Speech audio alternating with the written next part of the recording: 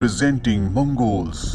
कहानी की शुरुआत होती है सन 1172 में, जहां पर हमें एक राज्य दिखाया जाता है जहां पर बहुत सारे छोटे छोटे कबीले हैं। ये कबीले आपस में हमेशा लड़ते रहते हैं। इन्हीं कबीलों में से एक कबीले का सरदार अपने बेटे, जिसका नाम तिमोजिन है, जो मात्र 11 साल का है, उसके लिए लड़की ढूंढ रहे होते हैं ताकि उसकी शादी करवा सके।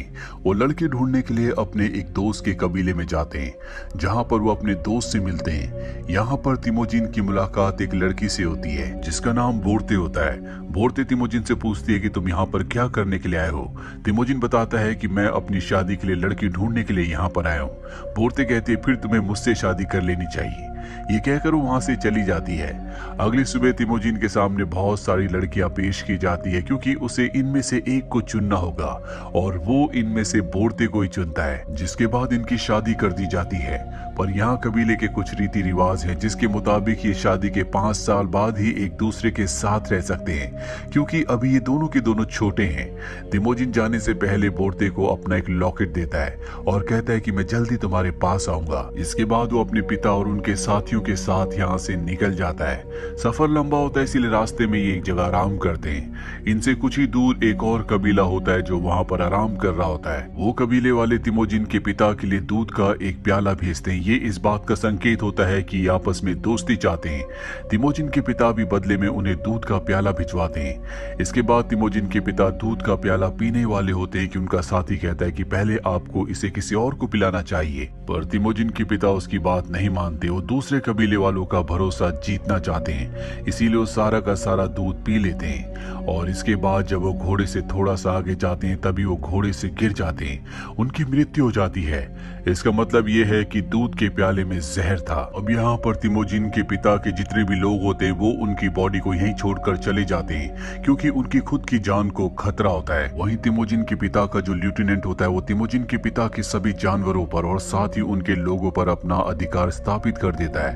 वो खुद को लीडर घोषित कर देता है। इससे तिमोजिन की मॉम को गुस्सा आता है और वो कहती है कि एक दिन मेरा बेटा बड़ा होकर तुमसे बदला जरूर लेगा। लेफ्टिनेंट इस बात से डर जाता है क्योंकि वो जानता है कि ऐसा हो सकता है, इसीलिए वो तय करता है कि वो तिमोजिन को मार देगा।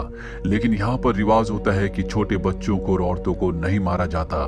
इसके लिए वो तिमोजिन को एक पहिए से नापता है। अगर वो पहिए से बड़ा हुआ तो उसे मार दिया जाएगा, पर तिमोजिन पहिए से छोटा होता है, इसीलिए उसे छोड़ दिया जाता है।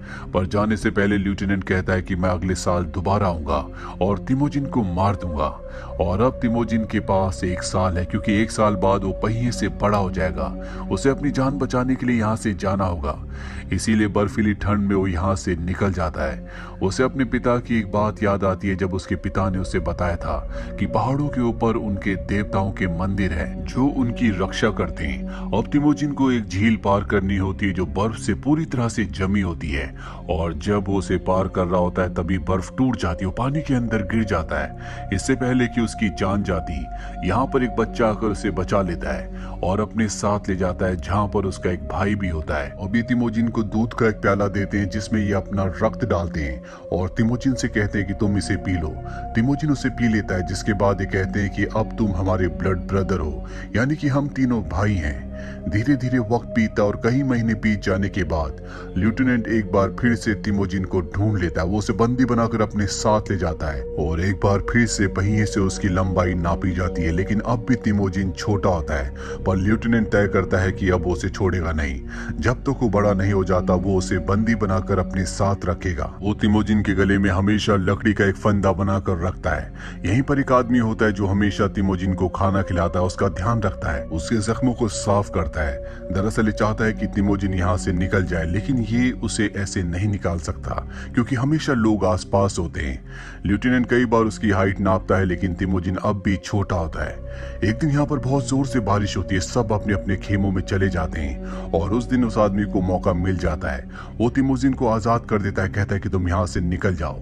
तिमोजिन वहां से भाग जाता है और अब भागते भागते वो उन पहाड़ियों तक पहुंच जाता है जहां पर उनके देवताओं के मंदिर है, जिसके बारे में उसके पिता ने कभी उसे बताया था। अब तिमोजिन यहाँ पर रहना शुरू कर देता और देखते देखते 14 साल बीत जाते हैं। तिमोजिन अब बड़ा हो चुका है, पर आज भी वो लेफ्टिनेंट के आदमियों से भाग रहा होता है। वो उसका पीछा कर रहे होते हैं और कई सालों के बाद वो तिमोजिन को पकड़ लेते हैं और एक बार फिर से उसी तरह से उसे बंदी बना दिया जाता है जिस तरह से बचपन में बनाया गया था। जिसके बाद लेफ्टिनेंट उसके पास आता और कहता है कि तुम मुझसे जिंदगी की भीख मांगो, लेकिन तिमोजिन कहता है भले ही मैं मर जाऊं लेकिन मैं तुमसे जिंदगी की भीख नहीं मांगूंगा।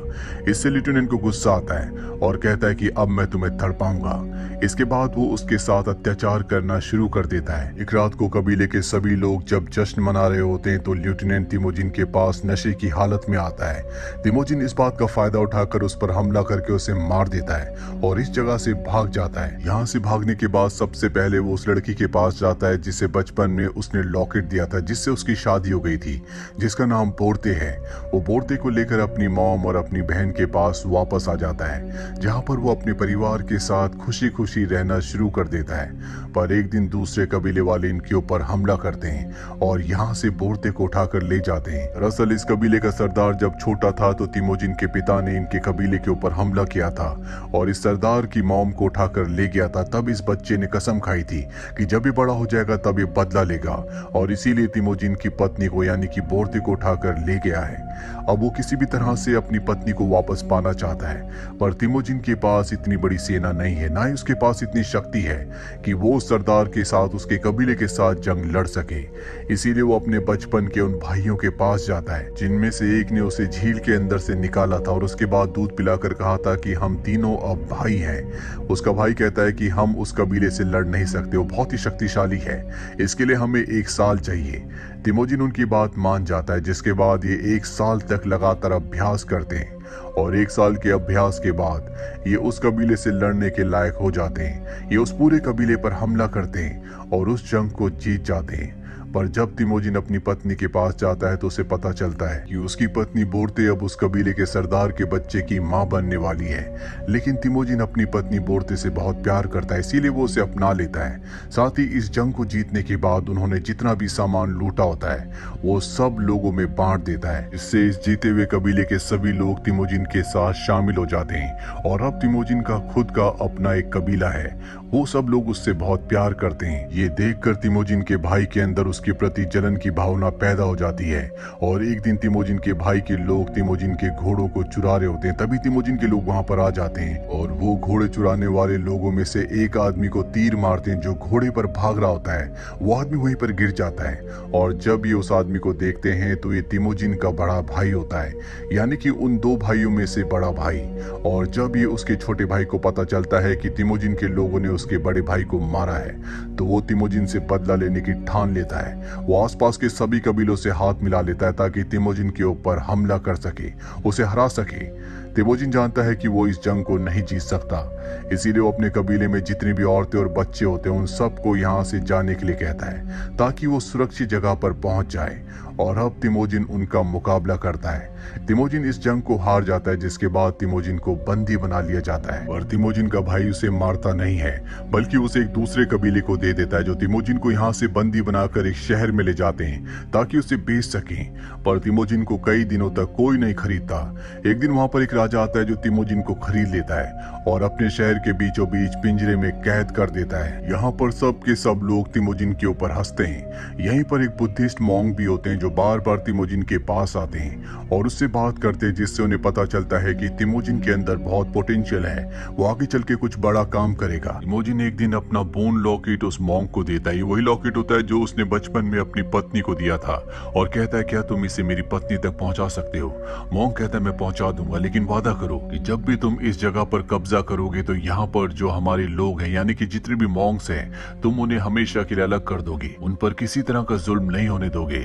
तिमोजिन उससे वादा करता है कि मैं ऐसा ही करूंगा और इसके बाद मॉन्क उसका लॉकेट लेकर उसकी पत्नी को ढूंढने के लिए निकल पड़ता है। कई दिनों महीनों तक चलने के बाद वो एक बिहड़ से गुजर रहा होता है और वहां पर उसकी मृत्यु हो जाती है। पर तिमोजिन की किस्मत अच्छी होती है कि यहाँ पर उसकी पत्नी पहुंच जाती है जहाँ पर मोंग की बॉडी है और उसे तिमोजिन का लॉकेट मिल जाता है, जिससे वो समझ जाती है कि तिमोजिन अब भी जिंदा है और वो तिमोजिन को ढूंढते ढूंढते उस शहर में पहुंच जाती है जहाँ पर उसे बंदी बनाकर रखा गया होता है। वहां पर वो एक सिपाही को पैसे देती है यानी कि रिश्वत, और तिमोजिन को वहां से निकाल कर अपने साथ ले आती है। तिमोजिन एक बार फिर से अपने बच्चों के साथ, अपनी पत्नी के साथ वापस पहुंच चुका होता है जहां पर वो खुश होता है। एक दिन उसकी पत्नी कहती है कि जितने भी सरदार होते हैं सब वो एक जैसे होते हैं, लोगों के ऊपर जुल्म करते हैं। तिमोजिन को एहसास होता है कि उसे एक बड़ा राज्य बनाना चाहिए, इसीलिए वो अपने परिवार को छोड़कर निकल जाता है। वो सभी कबीलों से मिलता है और उनके साथ मिलकर एक बड़ी आर्मी बनाता है, जिसमें वो तय करता है कि कभी कोई किसी औरत और बच्चे पर जुल्म नहीं करेगा, ना ही कोई अपने सरदार को धोखा देगा और हम मरते दम तक लड़ेंगे। और सन 1196 में वो अपनी एक बड़ी आर्मी बना लेता है, लेकिन अब भी वो राजा नहीं बना होता क्योंकि उसके सामने एक और सेना होती है जो उसी के भाई की है। हालांकि तिमोजिन अपने भाई की आर्मी से, अपने भाई से लड़ना नहीं चाहता, लेकिन अब उसके पास कोई भी ऑप्शन नहीं है। इन दोनों सेनाओं के बीच में एक भयानक जंग होती है जिसे तिमोजिन जीत जाता है, लेकिन वो अपने भाई की सेना के जो पकड़े हुए सैनिक होते उन्हें मारता नहीं है, बल्कि उन्हें भी अपनी सेना में शामिल कर लेता है। जबकि अब से पहले रूल ऐसा हुआ करता था कि पकड़े हुए सैनिकों को मार दिया जाता था। वो अपने भाई को भी पकड़ लेता है लेकिन उसे बंदी नहीं बनाता, बल्कि उसे छोड़ देता है और 1206 आते आते वो पूरे मंगोल का राजा बन जाता है, जिसके बाद तिमोजिन को चंगेज खान के नाम से जाना गया। हालांकि उसने पूरी दुनिया पे राज किया, लेकिन चंगेज खान एक बहुत ही क्रूर इंसान था जिसने हजारों लाखों बेगुनाह लोगों को मारा, जो कि इंसानियत के लिए एक शर्म की बात है। तो ये थी पूरी कहानी फिल्म मंगोल की। उम्मीद करते हैं कि ये कहानी आपको पसंद आई होगी।